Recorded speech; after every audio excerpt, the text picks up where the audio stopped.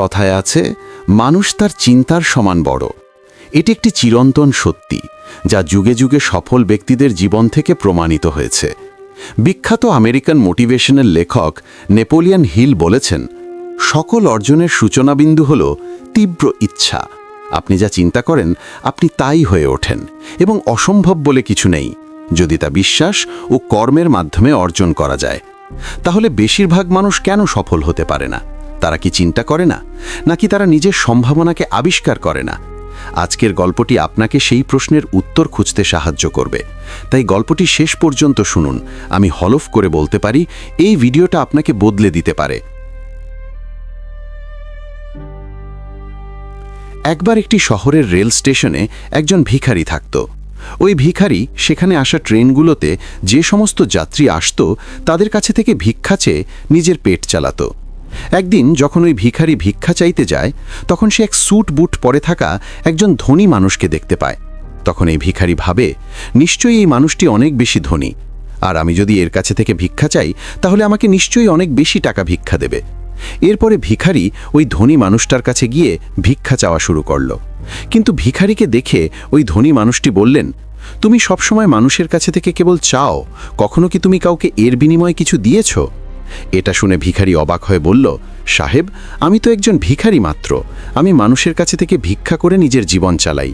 আমার তেমন ক্ষমতা কোথায় যে আমি কাউকে কিছু দিতে পারবো? এরপরে ওই ধনী লোকটি বলল, যেহেতু তুমি কাউকে কোনো কিছু দিতে পারবে না, তাহলে তোমারও কারো কাছে থেকে কোনো কিছু চাওয়ার অধিকার নেই। আমি একজন ব্যবসায়ী, আর আমি বিশ্বাস করি, যদি তোমার কাছে আমাকে দেওয়ার মতো কিছু থাকে, তাহলে আমি তার পরিবর্তে তোমাকে কিছু দিতে পারি। আর যদি তুমি আমাকে কিছু না দিতে পারো, তাহলে আমিও তোমাকে কোনো কিছুই দিতে পারবো না।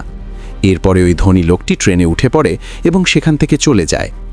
এদিকে সেই ভিখারি বসে বসে ওই বিজনেসম্যানের বলা কথাটি ভাবতে থাকে। ভিখারি ভাবে যে আমি এতদিন পর্যন্ত ভিক্ষা করছি, কিন্তু এমন কথা তো আমাকে আজ পর্যন্ত কেউ বলেনি। যদিও এই বিজনেসম্যান খারাপ কিছু বলেনি, সত্যিই তো, আমি যদি কাউকে কোনো কিছু দিতে না পারি, তাহলে আমি কি করে অন্য মানুষের কাছে থেকে চাইতে পারি?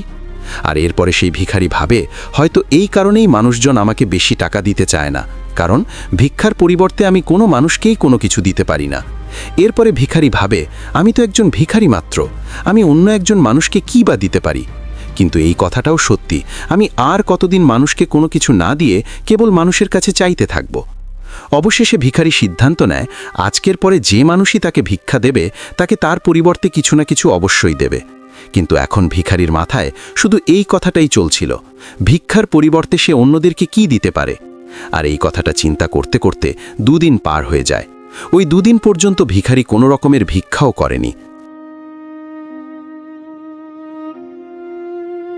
তৃতীয় দিন যখন ওই ভিখারি স্টেশনে বসেছিল, তখন সে স্টেশনের বাহিরে থাকা বকুল ফুল গাছ দেখতে পায়, যে গাছগুলোতে অনেক ফুল ফুটেছিল। এরপরে সে ভাবে, আমি যদি আমাকে ভিক্ষা দেওয়ার পরিবর্তে মানুষকে একটা করে ফুল দেই, তাহলে কেমন হয়? এরপরে ভিখারি সিদ্ধান্ত নেয় যে সে আজ থেকে ভিক্ষার পরিবর্তে একটি করে ফুল দেবে। আর এটা ভেবে ওই ভিখারি কিছু ফুল সেখান থেকে ছিঁড়ে নেয়। এরপরে সেই ফুল হাতে নিয়ে ট্রেনে ভিক্ষা করার জন্য পৌঁছে যায়।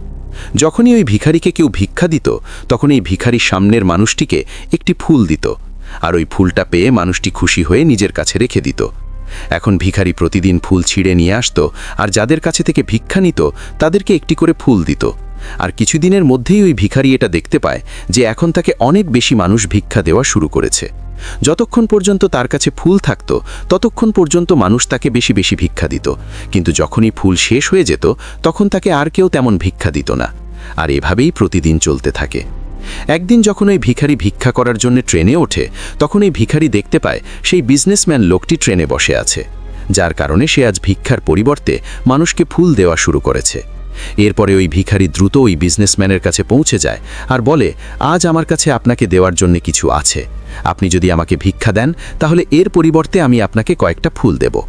এরপরে ওই বিজনেসম্যান ওই ভিখারিকে কিছু টাকা দেয়, আর ওই ভিখারি কিছু ফুল ওই বিজনেসম্যানকে দিয়ে দেয়। ওই বিজনেসম্যানের কাছে ভিখারির এই বুদ্ধিটা খুবই ভালো লাগে, তাই তিনি বলেন, আজ তো তুমিও আমার মতো একজন বিজনেসম্যান হয়ে গেছো। এটা বলার পরেই ফুল নিয়ে ওই বিজনেসম্যান স্টেশনে নেমে পড়েন এবং সেখান থেকে চলে যান। এদিকে আরও একবার ওই বিজনেসম্যানের বলা কথায় ওই ভিখারি আবার চিন্তা করতে শুরু করে। ভিখারি ভাবে যে আমি কি করে বিজনেসম্যান হতে পারি। অনেক ভাবার পরে ওই ভিখারি বুঝতে পারে এখন সেও জীবনে সফল হতে পারবে। কারণ এখন সেও সফলতার রহস্য কী তা জেনে গেছে। এরপরে ভিখারি ট্রেন থেকে নেমে পড়ে আর জোরে চিৎকার করে আকাশের দিকে তাকিয়ে বলতে থাকে, আমি কোনো ভিখারি নই, আমি হলাম একজন ব্যবসায়ী, আমি ওই ধনী বিজনেসম্যানের মতো হতে পারবো, আমিও ধনী হতে পারবো। যখন চিৎকার করে ভিখারি এই সমস্ত কথা বলছিল, তখন চারপাশের লোকজন ওই ভিখারিকে দেখে ভাবছিল হয়তো সে পাগল হয়ে গেছে। আর পরের দিন থেকে ওই ভিখারিকে স্টেশনে আর দেখতে পাওয়া যায়নি।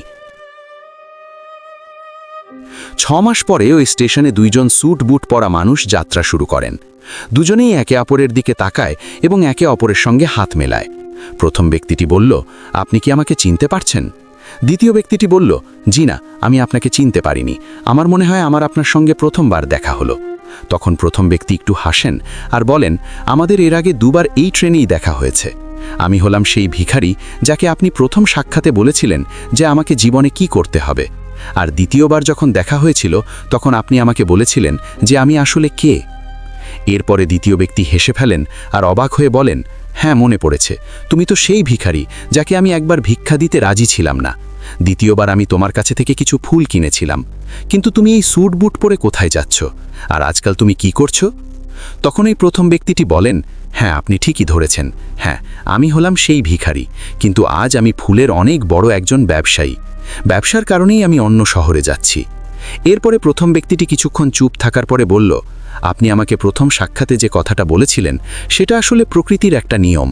আমরা তখনই কোনো কিছু পাব যখন আমরা কোনো কিছু দিব। এটা আমি খুব ভালোভাবে অনুভব করতে পেরেছিলাম, কিন্তু তারপরেও আমি সবসময় নিজেকে ভিখারি মনে করতাম, আর এর বাইরে আমি কখনোই কোনো কিছু চিন্তা করিনি। কিন্তু দ্বিতীয়বার যখন আপনার সঙ্গে আমার দেখা হয় তখন আপনি আমাকে বলেছিলেন আমিও একজন বিজনেসম্যান হয়ে গেছি। আর তখন আমি এটা বুঝে নিয়েছিলাম যে মানুষ আমাকে এত বেশি ভিক্ষা দিচ্ছে কেন, কারণ তারা আমাকে ভিক্ষা দিচ্ছিল না, বরং তারা ওই ফুলের মূল্য দিচ্ছিল। প্রতিটা মানুষ আমার ফুল কিনে নিচ্ছিল, কারণ এর থেকে সস্তায় তারা অন্য কোথাও ফুল পাবে না। যদিও আমি মানুষের চোখে একজন ছোট ব্যবসায়ী ছিলাম, কিন্তু নিজের চোখে তখনও ভিখারি ছিলাম। আর আপনার বলার পরেই আমি বুঝতে পারি যে আমিও একজন ছোট্ট ব্যবসায়ী। এরপরে আমার জমানো টাকা দিয়ে আমি অনেক ফুল কিনি আর ফুলের ব্যবসা করা শুরু করে দেই। এখানকার মানুষের ফুল অনেক পছন্দ, আর তাদের এই পছন্দ আমাকে আজ ফুলের অনেক বড় একজন ব্যবসায়ী বানিয়ে দিয়েছে। কথা শেষে তারা দুজন ট্রেন থেকে নেমে পড়েন এবং নিজ নিজ গন্তব্যে চলে যান। জীবন আমাদের কাছে কেমন হবে তা নির্ভর করে আমাদের দৃষ্টিভঙ্গির ওপর। যদি আপনি নিজেকে ছোট ভাবেন তাহলে আপনি ছোটই থাকবেন, কিন্তু যদি আপনি নিজের ভেতরের সম্ভাবনাকে চিনতে পারেন তাহলে আপনিও একদিন বড় কিছু করতে পারবেন।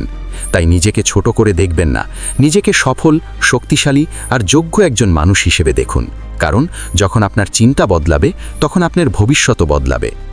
ভিডিওটি ভালো লাগলে লাইক করুন, কমেন্টে জানিয়ে দিন এই গল্প আপনাকে কি শিখিয়েছে, আর শেয়ার করে অন্যদেরও অনুপ্রাণিত করুন। ধন্যবাদ পাশে থাকার জন্যে।